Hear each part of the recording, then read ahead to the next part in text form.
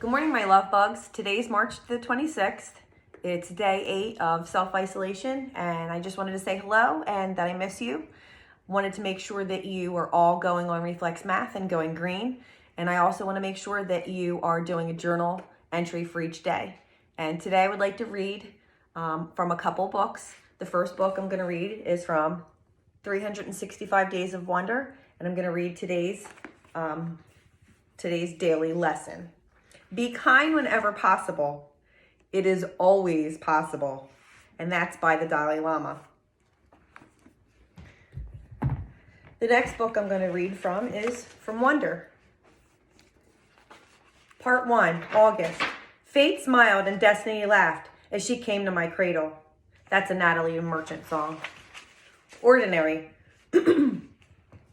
I know I'm not an ordinary 10-year-old kid. I mean, sure, I do ordinary things. I eat ice cream. I ride my bike. I play ball. I have an Xbox. Stuff like that makes me ordinary, I guess. And I feel ordinary inside. But I know ordinary kids don't make other ordinary kids run away screaming in playgrounds. I know ordinary kids don't get stared at wherever they go. If I found a magic lamp and I could have one wish, I would wish that I had a normal face that no one ever noticed at all. I would wish that I could walk down the street without people seeing me and then doing that look away thing. Here's what I think. The only reason I'm not ordinary is that no one else sees me that way. But I'm kind of used to how I look by now. I know how to pretend I don't see the faces people make. We've all gotten pretty good at that sort of thing. Me, Mom, and Dad. Via. Actually, I take that back. Via, she's not so good at it. She can really get annoyed when people do something rude. Like, for instance, one time in the playground, some other kids made some noises. I don't even know what the noises were exactly because I didn't hear them for myself, but Via, she heard, and she just started yelling at the kids. That's the way she is. I'm not that way. Via doesn't see me as ordinary. She says she does, but if I were ordinary, she wouldn't feel like she needs to protect me as much. And Mom and Dad, they don't see me as ordinary either. They see me as extraordinary. I think the only person in the world who realizes how ordinary I am is me. My name is August, by the way. I won't describe what I look like. Whatever you're thinking, it's probably worse. Why I didn't go to school. Next week, I start 5th grade. Since I've never been to a real school before, I'm pretty much totally and completely petrified. People think I haven't gone to school because of the way I look. But it's not that. It's because of all the surgeries I've had. 27 since I was born. The bigger ones happened before I was even 4 years old, so I don't remember those. But I've had 2 or 3 surgeries every year since then. Some big, some small. And because I'm a little for my age, I have some other medical mysteries that doctors never really figured out. I used to get sick a lot. That's why my parents decided it was better if I didn't go to school. I'm much stronger now. The last surgery I had was 8 months ago, and I probably won't have to go for any more for another couple of years. Mom homeschools me, kind of like you guys are getting right now. She used to be a children's book illustrator. She draws really great fairies and mermaids.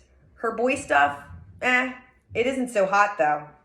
Once she tried to draw me a Darth Vader, but it ended up looking like some kind of weird mushroom-shaped robot.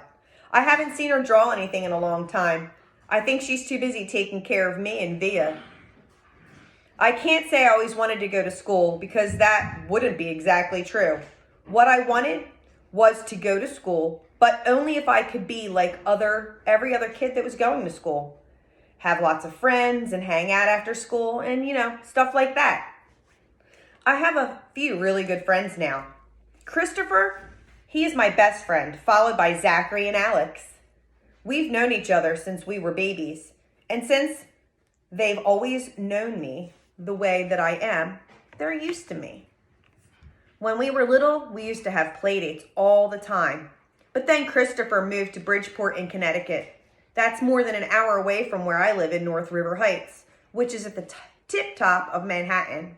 And Zachary and Alex started going to school. It's funny, even though Christopher's the one who moved far away, I still see him more than I see Zachary and Alex. They have all these new friends now.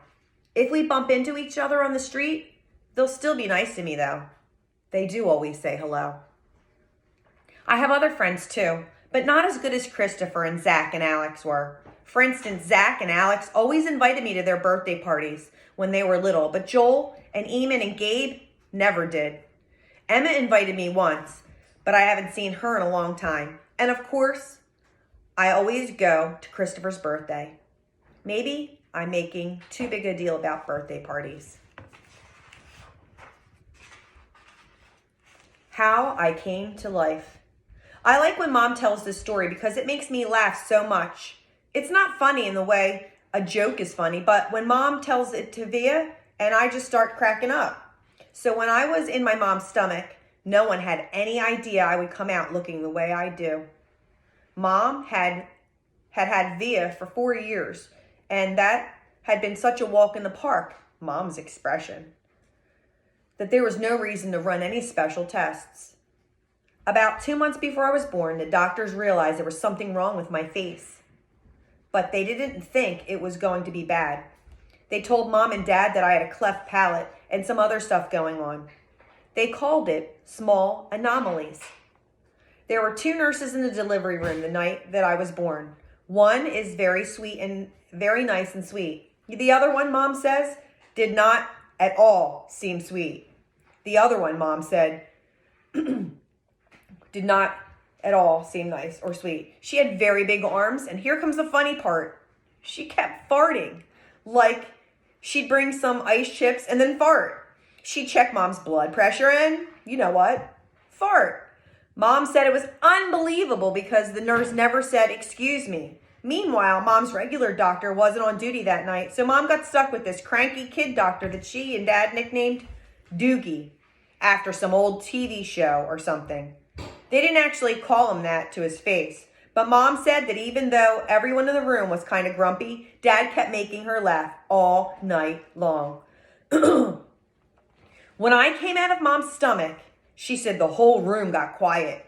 Mom didn't even get a chance to look at me because the nice nurse immediately rushed out of the room.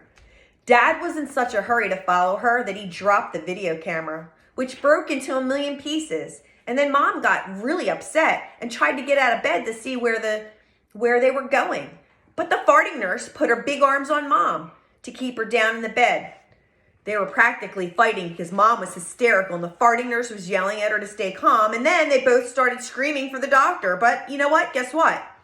He had fainted right on the floor. So when the farting nurse saw that he had fainted, she started pushing him with her foot to get him to wake up, yelling at him the whole time. "What kind of doctor are you?